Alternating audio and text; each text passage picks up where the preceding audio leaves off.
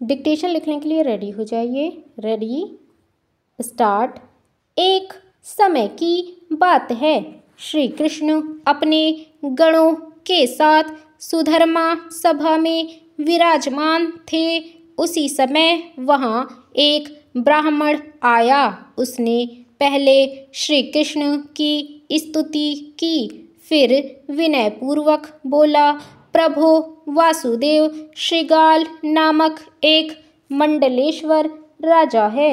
वह आपकी निंदा करता है और उसने आपके लिए यह संदेश दिया है, बैकुंठ में चतुर्भुज देवाधिदेव लक्ष्मीपति वासुदेव मैं ही हूँ।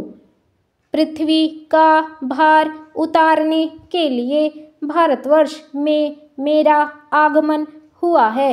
मैंने हिरण्यकशिपु, हिरण्याक्ष, मधु और कैटभ को मारकर सृष्टि की रक्षा की है। मैं ही ब्रह्मा, शिव व लोकों का पालक विष्णु हूँ। मैं प्रकृति से परे निर्गुण नारायण हूँ। ऊंचे सिर उठाने वालों को कुचल डालना राजा का परम धर्म है और इस समय मैं पृथ्वी का शासक हूँ। मैं चतुर्भुज रूप में शंख, चक्र, गदा, पद्म लेकर सेना सहित युद्ध के लिए उस द्वारका जाऊंगा। मुझसे युद्ध करो, अन्यथा मेरी शरण में आओ। यदि तुम मेरी शरण में नहीं आ जाओगे तो मैं द्वारका को भस्म कर डालूंगा। मैं अकेला ही क्षण भर में सेना, पुत्र, गढ़ और बंधु बांधवों सहित तुम्हें जला डालने में समर्थ हूँ। यह कहकर ब्राह्मण मौन हो गया। उसे सुनकर श्री कृष्ण ठठाकर हंस पड़े। श्रृगाल के बागवाड़ उनके मन को द्रवित कर रहे थे। प्रातःकाल होते ही श्री कृष्ण रथ पर सवार हुए और श्रृगाल के पास पहुंच गए। उनके आने का समाचार सुनकर श्रृगाल कृत्रिम रूप से 4 भुजा धारण करके युद्ध के लिए आ गया। श्री कृष्ण उसे देखकर मुस्कुराए और उससे लौकिक रीति से वार्तालाप किया। वह अचानक श्री कृष्ण से भयभीत होकर बोला, प्रभो आप सुदर्शन चक्र से मेरे इस पापी शरीर को नष्ट कर दीजिए। जय विजय की तरह मैं भी आपका द्वारपाल हूँ। मेरा नाम सुभद्र है। लक्ष्मी के शाप से मैं भ्रष्ट हो गया था। मेरा वह समय पूरा हो चुका है। मैं पुनः आपके लोक चला जाऊंगा। श्री कृष्ण बोले, श्रृगाल पहले तुम मुझ पर प्रहार करो, फिर मैं तुमसे युद्ध करूंगा।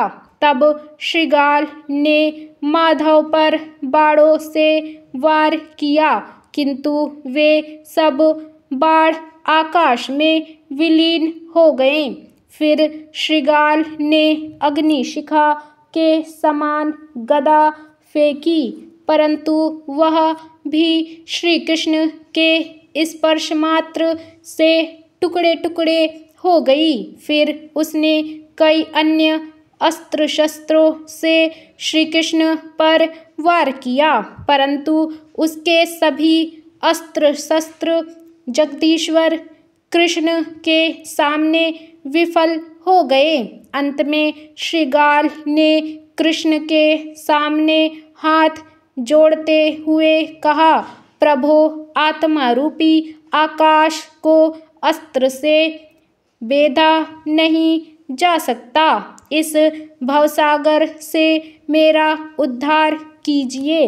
आप कर्मों के ईश्वर, ब्रह्मा के भी विधाता, शुभ फलों के दाता, समस्त संपत्तियों के प्रदाता, कर्मों के कारण और उनके खंडन में समर्थ हैं। मैं अपने इस पंच भौतिक नश्वर देह का त्याग करके आपके बैकुंठ के 7वें द्वार पर जाऊंगा, क्योंकि वही मेरा घर है। श्रीगाल के अमृतमयी वचन सुनकर श्री कृष्ण समरभूमि में स्नेहवश रोने लगे।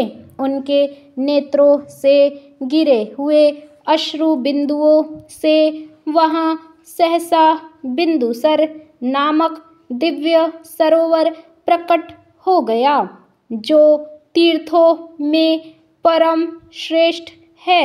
उसके जल के स्पर्श मात्र से मनुष्य जीवन मुक्त हो जाता है और उसे अपने 7 जन्मों के संचित पापों से मुक्ति मिल जाती है। इसके बाद श्री कृष्ण ने श्रीगाल से पूछा, यदि तुम्हारा मन इतना ही निर्मल है तो फिर तुम्हारी बुद्धि में युद्ध की इच्छा कैसे उत्पन्न हुई और तुमने उस ब्राह्मण दूत के द्वारा ऐसा निष्ठुर संदेश क्यों कहलवाया?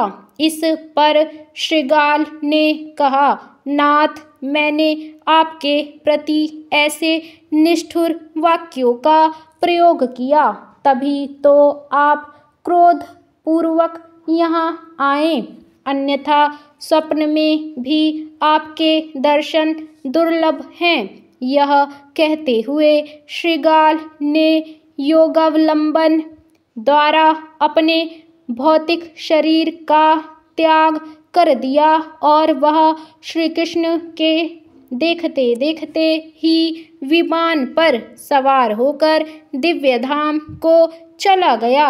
उस समय श्रीगाल के शरीर से 7 ताड़ जितनी लंबी एक ज्योति निकली और वह श्री कृष्ण के चरण कमलों में प्रणाम करके चली गई। इसके बाद श्री कृष्ण अपनी सेना लेकर वापस द्वारका की ओर चल दिए।